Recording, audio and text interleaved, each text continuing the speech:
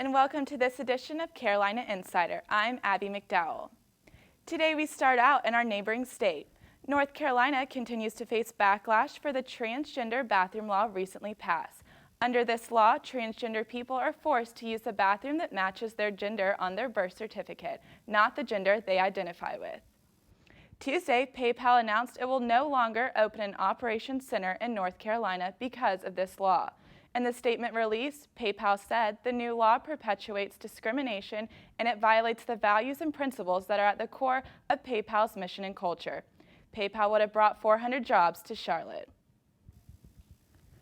If you are driving today, be wary of more than just the traffic signs. Pothole damage costs U.S. drivers $3 billion a year to fix. As Victoria Broughton reports, Columbia is all too familiar with this pothole situation.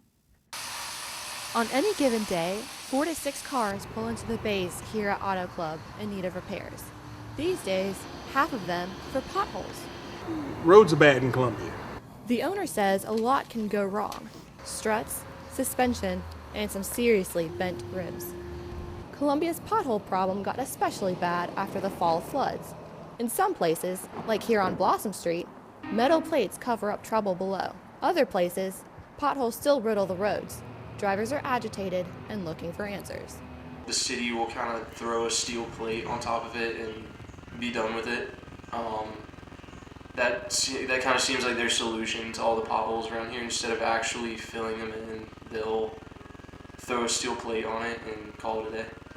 But it's not always as clear-cut as that. The city of Columbia is responsible for some of the roads, while the South Carolina Department of Transportation is responsible for others. Some of the roads need one type of asphalt, while some need another, but it all costs money. Alan Kazusko is an assistant maintenance engineer for SCDOT. He says they're averaging 20 complaints per week. They give themselves 24 hours to fix a pothole once it's reported. Well, we are fighting an uphill battle as far as the condition of our roads. In the meantime, drivers should do their best to detour around the problems. Try to slow down as much as you can.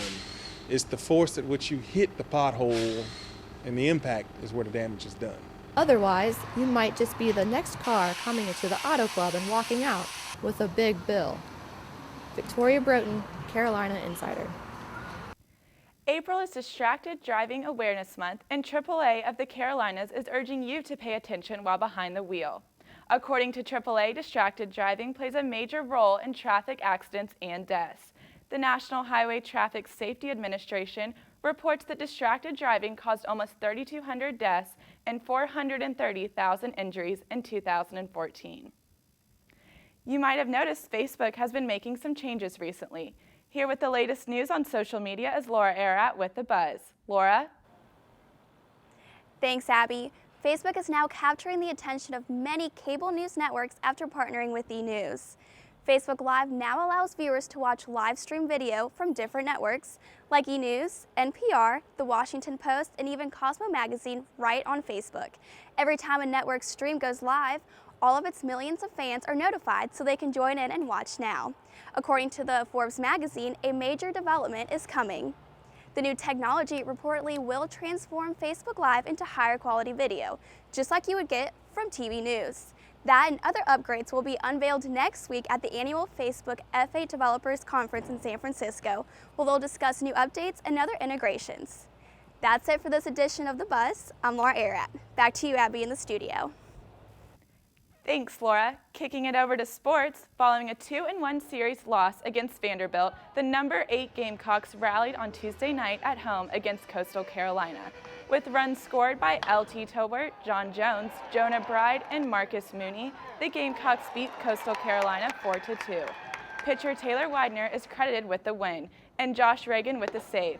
The Gamecocks return to SEC play tonight, opening a weekend series against Tennessee at Founders Park.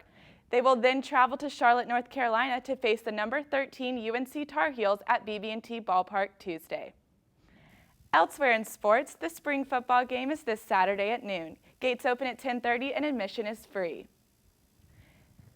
That's it for this edition of Carolina Insider. I'm Abby McDowell. We'll see you back here next time in the Kennedy Greenhouse studio.